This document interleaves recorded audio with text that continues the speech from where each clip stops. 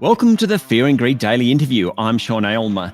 18 months ago, I spoke to Robert Giles, the Chief Executive Officer of iconic Australian brand SPC. SPC was in the firing line as the first company outside of the healthcare sector to mandate vaccinations for staff. It was a decision motivated by a need to provide a safe workplace, but also to ensure the company could continue to meet the demand for its products. I wanted to check in with Robert to see how the company's travelling. When we spoke, it was expanding quite quickly, acquiring businesses, including a frozen food company servicing hospitals. And it was eyeing opportunities for global expansion too. Robert Giles, welcome back to Fear and Greed. Thanks, Sean. Last time we spoke, late 2021 was a tough time for you and a challenging time for SPC, copping a lot of flack for the decision you made over the vaccine. Now, plenty of companies then followed your lead. Any regrets in that decision and what it brought with it? Yeah, no, there was no regrets in the decision. And while we obviously, from one portion of the market, received a fair bit of feedback, we also received overwhelming support for showing the leadership. And as you said, companies followed pretty quickly. Namely, Qantas and Virgin were quick to come after us and make the same mandate. A company like SPC, you are an iconic company. You were spun out of Coca-Cola a few years back. Everyone has known that brand, though, for a long, long time. Is that sort of publicity good publicity or not? Yeah, I think it was. I think it talked to the fact that we're engaged with our consumer base, that we were concerned about protecting food supply for the Australian community. We're a science-based company, in terms of the food we manufacture and keep safe, and the science was telling us that this was the right thing to do. So we were pretty quick to come to the decision. Also at that time, Delta had just started and was really looking to be disruptive, and we needed to keep the Shepparton community safe and our workers safe, and that's why we were pretty quick to move ahead. Okay, so for those listeners who don't know SPC, perhaps as well as some of us, 100 million cans of food each year, that's right, like apples, apricots, peaches, pears, plums, tomatoes. Yeah, that's right. And we supply also, products into the health and aged care sector as well. So it's not just about making sure that there's food on the shelves for supermarkets, which is obviously a large part of our business. But our SPC Care division supplies health and aged care facilities. We're also an ingredient supplier to many other food manufacturers that need fruit as part of their products, and it's like yogurts and their fruit that goes into them as one, or tomato or baby food, apple supplies. So we've got quite a broad offering, and so that we touch many parts of the food chain within Australia, and that's why it's important for us to be able to keep the food rolling out. Okay, am I right in saying that you're largely Goulburn-Murray food bowl region, Victorian border with New South Wales? Is that that's a big chunk of your produce?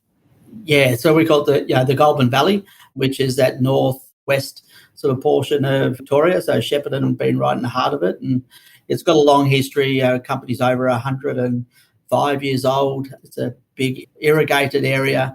A lot of infrastructure put in a long time ago to irrigate the whole valley, and supplies not only us. I think we probably take about 8% of the fruit out of the Goulburn Valley. Oh wow! But it goes obviously to the apples and pears and peaches and nectarines that people will pick up the shelf every day from their fresh produce departments or grocers.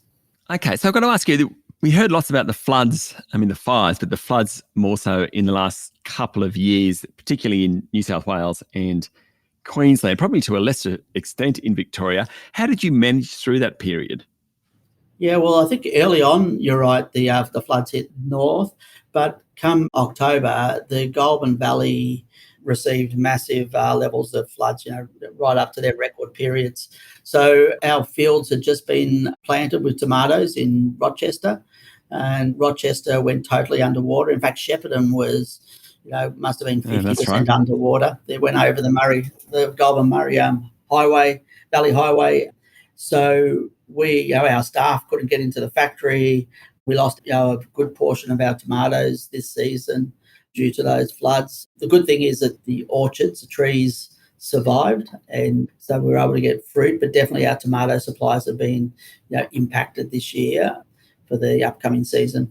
How do you manage through that, though? Is it a matter of just not being able to produce as much as last year? Is it more of a pricing issue? How does that work out? There's lots of different levers that we can pull. We'll probably get another third of our normal volume this year, but we had some tomatoes still in the shed, so we always have a bit of a carryover, so that'll help us get through a couple of months. We've reduced the amount of products that are in the marketplace, and we prioritise the brand, the Admona brand, to make sure that it's on shelf. So we're hopeful that the normal chopped and crushed tomatoes and our rich and thick brand will be available all year long. There obviously won't be many promotions on it, but the most important thing is that we keep constant supply to the end of the year. So once the new season comes in February, we can get into brand new stock next year. So it's really about making what we've got, making the best of it. We've got some tricks that we can use in terms of how much diced versus tomato paste we manufacture, and we'll also be trying to maximise the amount of diced. So therefore, it'll hit our tomato paste supplies that we normally supply as an ingredient to other companies. So we've just had to prioritise. Stay with me, Robert. We'll be back in a minute.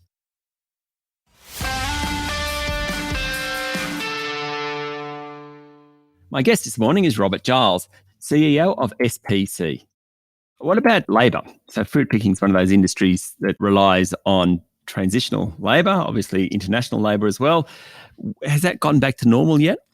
Not quite. I think the farmers have been, they've done a really good job over the couple of years, and they obviously organise their own labour for picking the fruit as we take it in, and we're not as have been dependent on that transient labour that comes in to pick fruit. But definitely we have a seasonal spike where we need extra labour to help us get through the season.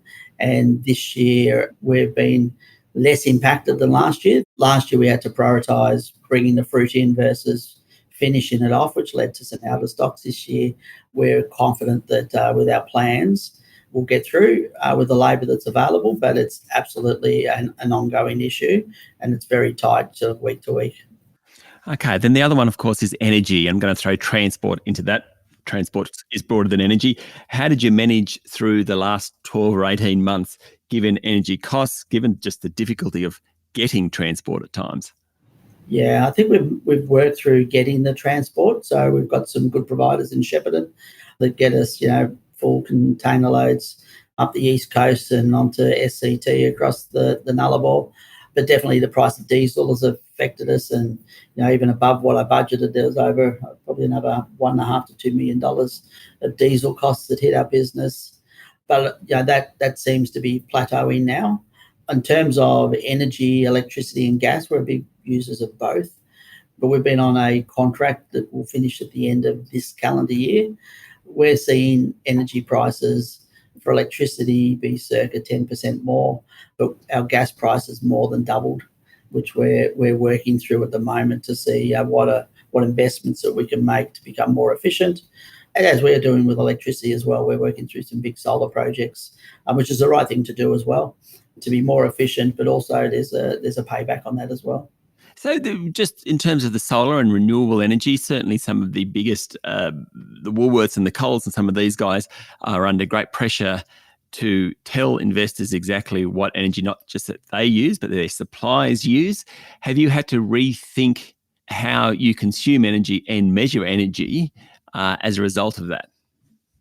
Yeah, we have, and our board is quite concerned about doing the right thing, and we've developed as a new business spinning out of Coke, as you mentioned, an ESG strategy, which is continually going to be something investors and the community and our customers are going to expect that we're doing the right thing in, and obviously being a recipient of what nature provides, and there's a big incentive for us to make sure that we're doing the right thing also. So we are absolutely measuring, and we can measure the energy we consume, put lots of different initiatives. It's just not one silver bullet, but there are a lot of initiatives available. There's a lot of capital in the market available to support these types of projects.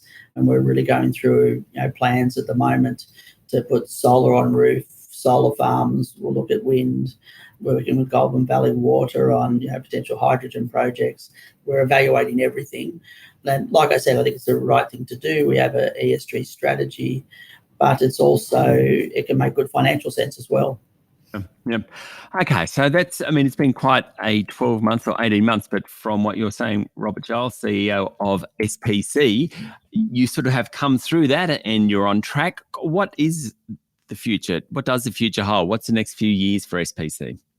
Yeah, we haven't changed our strategy. I think COVID obviously put on hold some of our international expansion that we wanted to do, but we've been out and about as well. Again, we're looking at expanding our footprint in Europe with some key acquisitions, and we look to expand in this marketplace. So our healthcare business that we bought that provides frozen meals to New South Wales hospitals and NDIS is growing strongly, and we continue to bring better food for the future, and that includes making a global position for SPC. Do you think it's easier being privately owned than a part of an ASX listed company? Because I'm right in saying that Shepparton Partners Collective owns you, which is like a joint venture between a fund manager and a private equity group. Does that make things easier when you're doing this sort of expansion? Yeah, I think it does, and it provides us some agility and speed. We've got really engaged owners that understand our business well, and they finance us obviously, but they're also part of that strategy and execution. So they allow us to make good decisions quickly. I haven't worked under a public ASX business personally, that may be part of the future for SPC at some particular stage. But at the moment, I think private ownership is a good place for us to be while we grow this quickly. Robert, I'm going to put you on the spot here, and I apologise, but I've been told to. So Michael Thompson, my co-announcer on the Fear and Greed Daily podcast, he wrote a book, and I know you know that because you actually admitted that you'd started reading it. What's it like? Come on, be honest. Yeah, it's I'm about 100 pages in. It's not what I expected. It's quite a creative story, but so far enjoying it and looking to see how this particular gentleman can be remembered. Yes, be remembered. Well put. Robert, thank you very much for talking to Fear and Greed. Thanks, Sean. That was Robert Giles, Chief Executive Officer of SPC. This is the Fear and Greed Daily Interview. Join us every morning for the full episode of Fear and Greed, Australia's most popular business podcast. I'm Sean Aylmer. Enjoy your day.